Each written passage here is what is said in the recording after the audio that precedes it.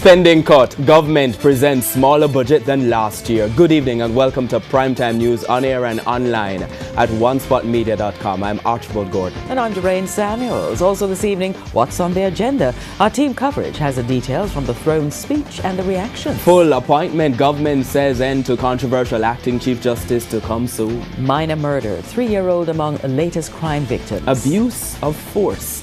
High Command responds to media's call for police investigation. And in business news, consumer prices subdued in January. There's also sports, commentary and weather in the primetime package. But before the break, the feedback question. Do you believe the government can finance this year's budget without seeking new taxes? Share comments online, facebook.com/Television Jamaica and tweet at Television Jam. Please stay with us. Primetime News returns after this break.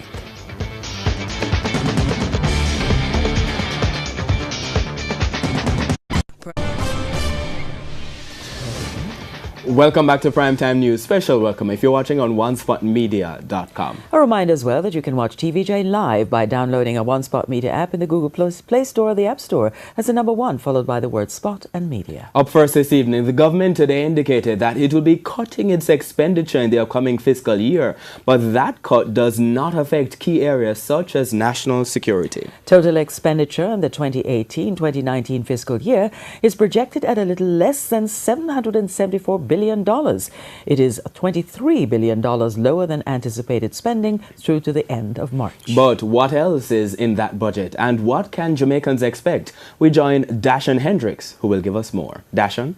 Well, thanks, Archie Doreen. It's a budget time, a time when many Jamaicans get pretty nervous, perhaps in anticipation of new taxes. But Finance Minister Aldous Shaw has already put those fears to bed, stating recently that he does not expect to come to the nation to ask for any new or additional taxes. So what can we expect to be spent from April 1 of this year to March 31 next year? And the big figure in that is the total expenditure, $774 billion, a figure which is down $23 billion from last year. And the government is projecting to spend that up to the end of March next year. Now, what will that sum be spent on? The big ticket item this year, as in all years, the debt. $289 billion, about $90 billion less will be paid on the debt than last year. The reason for the decline? Twofold. One, we are paying back less debt in the upcoming fiscal year. And the second reason, the stronger Jamaican dollar brings some savings as well. Crucially though, the amount to be paid equates to about 37 cents out of every single dollar the government intends to spend. Now that is down from 47 cents being spent in the current fiscal year. Now, the other major item the government will be spending on this year is public sector wages and salaries. About $185 billion will be paid to the public sector in the upcoming fiscal year. And now that is just about 9.2% of GDP. The projection is now that we won't get to the 9% target until March 2021. So that goalpost being moved further along again. But the figure is crucially up 2% from last year. Now you may be asking why, and this is it. Unions representing public sector workers started signing off on the government's proposed wage increase just Tuesday past. And the agreement covers 4 years, so no longer a 2-year wage agreement. And the increase is for year 1 to be 5% for public sector workers in year 1 and 2% in year 2, which ends March next year. Of course, year 1 ends in March of this year. Then going up to year 3, public sector workers will be getting a 4% salary increase, and in year 4, a 5% salary increase. So, but as well as those increases, the government will also be spending more on the Jamaica Defence Force. This year, it has allocated about $59 billion in public sector, in the capital expenditure. And that capital expenditure will include a lot of spending, of course, on major infrastructure such as roadworks and, of course, on the national security budget. But on the national security budget this year, the government put in security as a priority, saying that they want to ensure that they capture the crime figure. And they're spending $12 billion more on the national security portfolio this year, about $7 billion more than last year, a $132 increase, and also the government will be spending about $16 billion on road works, about $12 billion on road, and about $4 billion of that amount to be spent on building that road from in St. Thomas, that South Coast Highway Improvement Project. Archie, Doreen, back to you. Thank you, Dashan. And the budget was tabled hours after the throne speech was delivered outlining the government's plans for the legislative year. We have team coverage this evening, beginning with TVJ's Vashon Brown, who is live from Gordon House. Vashon? Thank you so much, Archie and Doreen. Well, the Governor General delivers the throne speech, but it is pretty much the government outlining its priority areas for the year ahead. Now, national security is still one of the big priority areas for the government. In fact, the Andrew Holness-led administration says it will be seeking approval for a number of legislative measures aimed at improving crime-fighting efforts and better enable law enforcement agencies to catch criminals. The government will this year seek to make changes to a number of legislation to tackle crime, like the Firearms Act, the Fingerprint Act, the Proceeds of Crime Act, as well as the Parole Act, among others. There will also be changes to the Constitution to facilitate the merger of the Police Services Commission and the Police Civilian Oversight Authority. It was in last year's throne speech, but the government will again attempt to replace the Constabulary Force Act with a Police Service Act, as it seeks to create a modern intelligence-led police service. The government will continue to focus on strengthening its administrative and technological capabilities, crime prevention, community safety measures, and rehabilitation and redemption. There is also a plan to strengthen the justice system.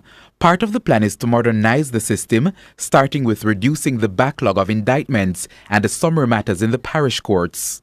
The Justice Ministry will also work with the courts and the Ministry of Finance and the Public Service to increase the number of staff in the courts, to increase efficiency and effectiveness. The government says the planned National Identification and Registration Authority regulations will be developed and tabled in the House of Representatives by September this year.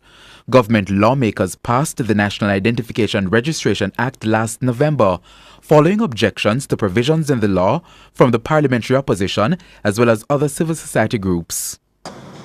Ensuring that every citizen of Jamaica can be identified and known to the state so that their rights and entitlements can be preserved and planned for in advance is necessary.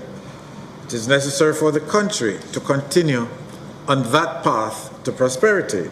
In the meantime, the National Housing Trust is expected to deliver 4,734 housing solutions this fiscal year, while construction should start on another 6,369 houses. And the throne speech did not impress some people. The opposition argues that some of the plans outlined by the government are old. Now, TVJ's Kelisha Williams, she sought reactions to the throne speech and she joins me now. Kelisha, what exactly has the opposition been saying? Thanks, Vashon. Well, the government has... Thank you, Vashon. Well, the government has established... The government has made several commitments to address the crime issue, tackle in terms of the economy, and made several commitments to also improve the country's justice system. But the opposition, on the other hand, has described the government's throne speech as a public relations stunt. The trumpets sounded thunderous applause, symbolizing the official ceremonial opening of Parliament for the legislative year 2018-2019 at Gordon House. But while the Governor-General revealed out the government's plan through his throne speech, the opposition asked, what's new? Among the top agenda items in the speech were crime reform plans, improvement to the justice system, health and tourism. After a while, you become very cynical. Why? As you have said, we have heard the same thing last year. For instance, the Tourist Workers Pension Plan, which was tabled in the throne speech last year, was again mentioned this year. What has happened is that the oversight provisions were not in place, so we had to get that in place, and the FSC is now the ministry oversight agency. Now, the law has to be amended to allow for the FSC to do this, and consequently, we have to have an extended period to allow for the amendment of that act. Opposition leader Dr. Peter Phillips believes the 2018-2019 throne speech was a public relations exercise rather than an initiative to drive progress. I haven't heard of their proposals which were made much of during the campaign about the minimum wage for workers. We haven't heard about the accountability structures for ministers. So all in all, it was a lot of gravy, little meat. For example, even in national security. Finally, I see, for example, the constitutional issue with the Police Services Commission and the oversight body. That has been in a report that they have inherited for 2 years. And you have come to office where crime and violence is a major issue. And after 2 years, they are now deciding to begin to. There is a lameness, a lack of energy. National Security Minister Robert Montague sought to defend those claims, pointing out that the Andrew Holness-led administration has been proactive in dealing with issues like crime. The government has laid before the Parliament our 5-pillar citizen safety strategy. It has been done. We have been speaking about it because crime is a multidimensional phenomenon. You will not have a quick fix. You will not have a magic bullet or an overnight solution. All of us in society have to come together. Kalisha Williams, TVJ News. Supporters of both political parties converged here on Duke Street for the ceremonial opening of Parliament. Now, TVJ's Anthony Log joins me now. Anthony, not many party supporters were out today. That's right, Vashan. No. But before that, I must point out that one of the highlights of the ceremonial opening of Parliament today was the pomp and pageantry. Now, the Jamaica Labour Party, led by Prime Minister Andrew Holness, made their way down Duke Street from the Bustamante Trade Union, which is just behind us, while the People's National Party, led by Dr. Peter Phillips, made their way to Gordon House in the opposite direction. As it relates to supporters, the People's National Party say they're not satisfied, they're not pleased with the JLP's performance 2 years in office, but the Jamaica Labour Party supporters say they're pleased, and here are their views. Red carpet rolled out, snipers in place, all ahead of the traditional ceremonial opening of Parliament Thursday morning. The ceremony, which marks the beginning of the legislative year, is of great significance this year, as it also marks the Jamaica Labour Party's second year in office.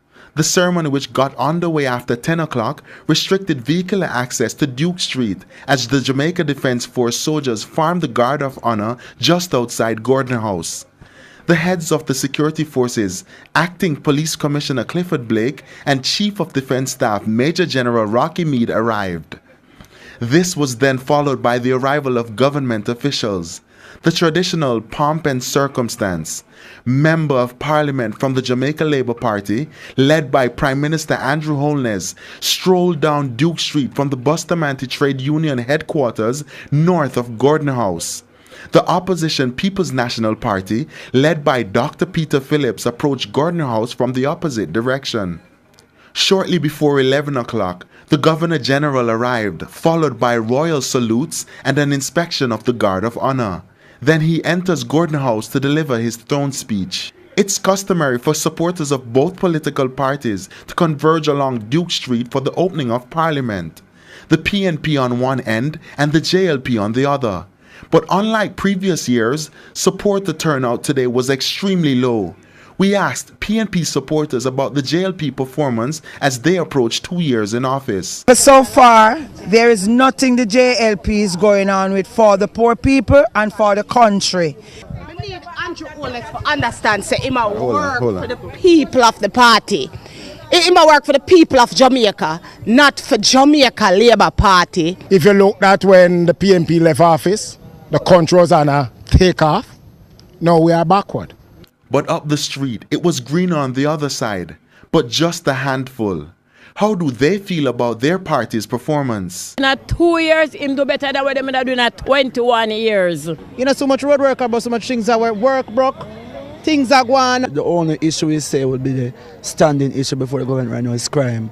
And we all know the root cause and we all face it, but I can say the government are taking steps right now to tackle it. Crime there from PNP time, and they make it get way. so we can control it. We are going to try our best. You think any area needs any shuffling? Only area that needs shuffling now with the security part. I will not jump the gun before the Prime Minister, so we have confidence in him and he will know where to put who if he sees it best. Anthony Log, TVJ News.